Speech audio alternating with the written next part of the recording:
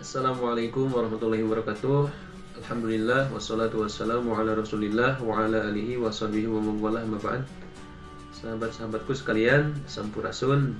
Mudah-mudahan semuanya sehat selalu. Alhamdulillah, Allah sudah menyampaikan kita pada hari ke-22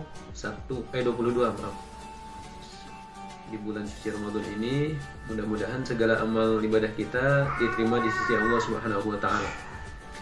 Kali ini saya ingin sharing saja tentang apa yang bisa kita lakukan selama bulan Ramadan, atau boleh dibilang target harian selama menjalani ibadah Ramadan ini.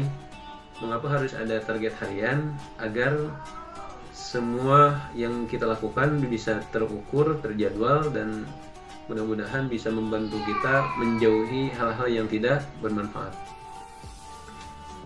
Ini juga saya membacakan sebenarnya dari postingan di media-media sosial ya, dari WhatsApp, tentang referensi target harian Ramadan. Dan tentunya ini tidak saklek, ini hanya sebagai gambaran saja. Untuk kegiatannya secara teknis itu tentu saja menyesuaikan dengan kegiatan masing-masing. Nah, saya akan bacakan saja ya. Nih, kita mulai dari bangun tidur dari jam 2.30 misalnya. Bangun jam 2.30, kemudian hingga jam 3.50, kegiatan yang bisa dilakukan adalah memperbanyak qiyamul lail, tahajud, atau sholat-sholat sunnah yang lainnya, sholat taubah, sholat tasbih, dan seterusnya, dan memperbanyak doa. Dan juga di sana waktu terbaik untuk kita bermuhasabah, karena biasanya di waktu-waktu tersebut dalam keadaan tenang ya, masih sunyi begitu, sehingga lebih bisa fokus, bisa berkonsentrasi untuk mengevaluasi diri, muhasabah, bertafakur, dan seterusnya. Kemudian jam 3.50 sampai jam 4.30 ini bisa diisi dengan makan sahur ya, karena sahur itu kan sunatnya diakhirkan, lebih afdolnya diakhirkan.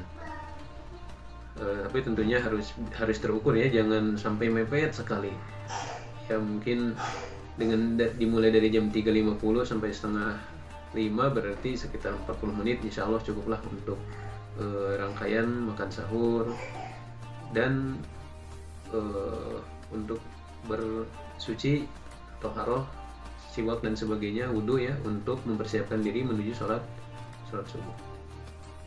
Kemudian jam 4.30 sampai jam 6.30 kegiatan yang bisa dilakukan adalah sholat sunnah qobliyah subuh atau sholat fajar ya. Kemudian sholat subuh berjamaah, yang laki-laki wajib di masjid ya. Kemudian zikir pagi, kemudian bisa juga diisi dengan tilawah Al-Quran. Dan kalau kita masih berada di masjid hingga jam 6.30, itu insya Allah sudah masuk waktu sholat duha. Kemudian dari jam 6.30 sampai jam 11.45 kita bisa melakukan olahraga ringan ya, untuk peregangan saja, agar otot-otot di tubuh kita tidak kaku. Kemudian tentu saja yang seorang kepala rumah tangga itu untuk bekerja ya, istilahnya mencari nafkah yang halal, dan hindari selama kita bekerja dan aktivitas lainnya itu, hindari dari dusta, ghibah, pikiran kotor, dan hal-hal kesia-siaan lainnya. Kemudian dari jam 11.45 sampai pukul 13 itu sholat zuhur berjamaah, kemudian tilawah Al-Quran, lanjutkan lagi. Nah, bisa sebelum sholat zuhur itu, kalau masih ada waktu dan cukup, bisa untuk qailulah, tidur sejenak menjelang zuhur, untuk sekedar mengistirahatkan tubuh kita dari kepenatan. Kemudian dari jam 13 sampai jam 15, jam 3 bisa lanjutkan lagi. Yang sedang bekerja mencari nafkah bisa dilanjutkan lagi. Kemudian dari jam 15 sampai jam 18 sampai jam 6 sore ya. Tentu saja waktu asar ya, sholat asar berjamaah, kemudian sedekah untuk yang berbuka puasa. Mungkin kalau di rumah ya, istri atau ibu kita ketika mempersiapkan makanan untuk berbuka puasa, kita bisa ikut membantu begitu untuk meringankannya. Kemudian juga bisa mungkin diisi waktunya untuk bersilaturahmi dan berbuat kebaikan lainnya. Kemudian zikir sore hari ya, zikir petang. Kemudian ya tentu saja diisi dengan berbuka puasa ketika telah tiba waktunya, ketika telah masuk waktu azan maghrib. Jangan lupa jika berbuka, apabila tidak ada yang disunahkan Rasulullah, kurma misalnya, ya bisa dengan yang lain yang manis-manis. Di lingkungan kita pasti banyak ya yang menyediakan makanan yang manis-manis atau minuman yang manis.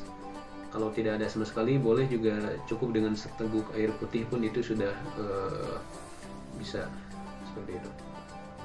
Kemudian dari jam 8 sampai dari jam 18 sampai jam 19, jam 6 sore ya, berarti maghrib sampai jam menjelang isya, sholat maghrib berjamaah. Kemudian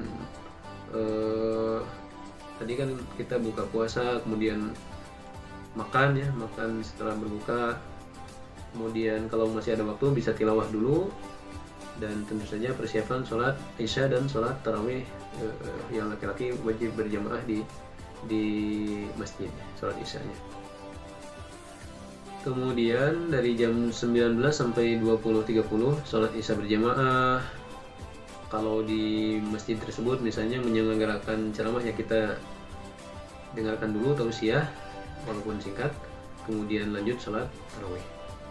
Kemudian di jam 20.30 sampai jam 22, kalau misalnya ada yang tadi belum sempat makan ketika maghrib, karena biasanya ketika buka puasa itu baru saja seteguk air atau menyantap tadi makanan yang manis-manis, itu sudah kenyang rasanya seperti itu. Nah, barangkali ada yang mau makan nanti setelah tarawih, ya silakan.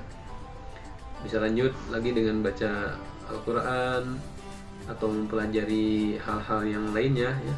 Bisa baca buku, mendengarkan kajian, dan seterusnya. Itu bisa dilakukan nanti pasca sholat berjamaah isya dan tarawih di masjid. Dan tentunya sekali lagi saya sampaikan bahwa ini hanya sekedar semacam gambaran saja kegiatan yang bisa kita lakukan ketika di bulan Ramadan. Ala kulli hal pasti harus menyesuaikan saja dengan kegiatan masing-masing, karena setiap orang pasti berbeda-beda kegiatannya.